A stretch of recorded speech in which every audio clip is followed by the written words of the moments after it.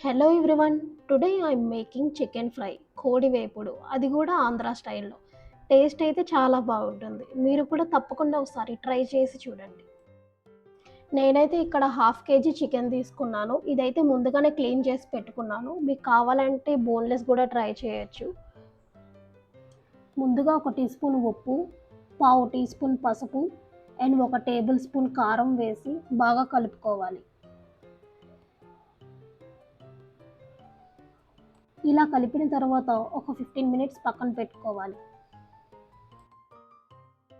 ఇప్పుడు ఈ half KG చికెన్‌కి మసాలా పౌడర్ అయితే చూద్దాం. దీనికోసం అయితే నేను ఒక బిర్యానీ ఆకు, ఒక జాపత్రి పువ్వు, 5 లవంగాలు, ఒక టీ స్పూన్ జీరా, 2 టేబుల్ స్పూన్ ధనియాలు, 3 యాలకులు, 2 ఇంచీల దాల్చిన చెక్క, 5 ఎండుమిరపకాయలు తీసుకున్నా. ఫస్ట్ అయితే ఒక పాన్ మీద డ్రై రోస్ట్ అయితే చేశాను నేను వితౌట్ ఎనీ ఆయిల్.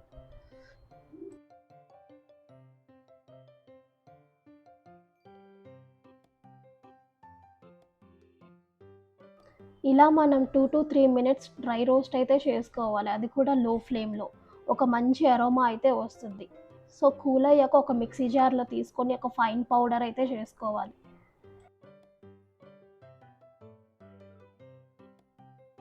ఇప్పుడు ఇంకా అదే కడాయిలో ఒక 3 టేబుల్ స్పూన్స్ ఆయిల్ అయితే వేసుకోవాలి.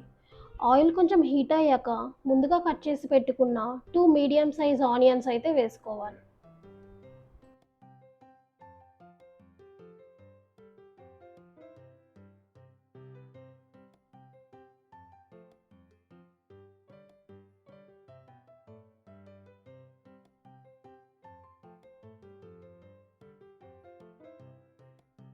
Once onions golden brown colour వచ్చాక 2 టీ స్పూన్స్ అయితే అల్లం వెల్లుల్లి పేస్ట్ వేసుకోవాలి. ఇదైతే మనం పచ్చివాసన పోయినంత వరకు లో ఫ్లేమ్‌లో ఫ్రై చేసుకోవాలి.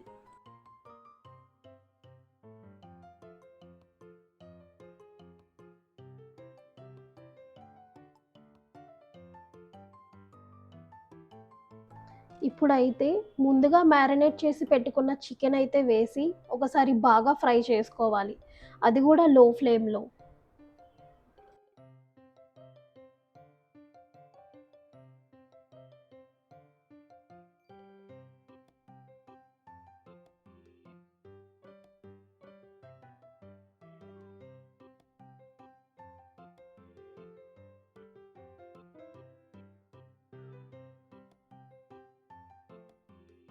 బేసిక్‌గా చికెన్ ఫ్రైకి అయితే ఎలాంటి వాటర్ యాడ్ చేయక్కర్లేదు. చికెన్‌లో ఉండే వాటర్‌తోనే చికెన్ అంతా కుక్ అయిపోతుంది. అలా మధ్య మధ్యలో ఒకసారి కలుపుకుంటే చాలు.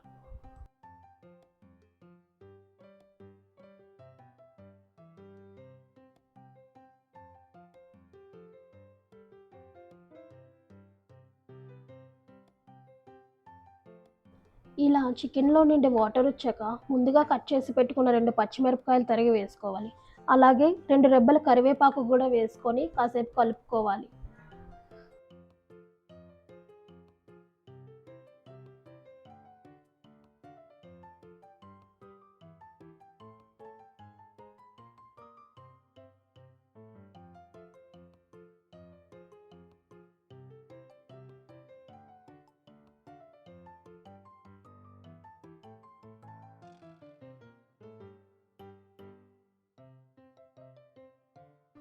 ఇప్పుడు వాటర్ అంతా ఇంకిపోయి ఆయిల్ సెపరేట్ అయ్యాక ముందుగా ప్రిపేర్ చేసుకున్న మసాలా పౌడర్ అయితే ఒక 2 స్పూన్స్ వేసి బాగా కలుపుకోవాలి.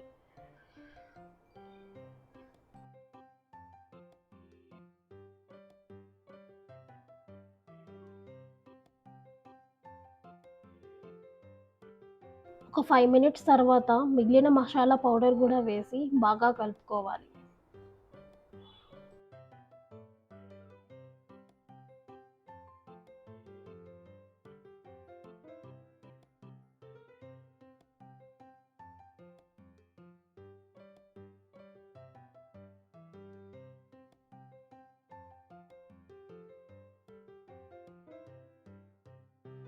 చికెన్ అయితే ఆల్మోస్ట్ కుక్ అయిపోయింది ఫ్రెండ్స్. ఇప్పుడు కొంచెం కసూరి మేతి అండ్ ముందుగా కట్ చేసి పెట్టుకున్న కొరియాండర్ లీవ్స్‌తో గార్నిష్ చేసుకోవాలి.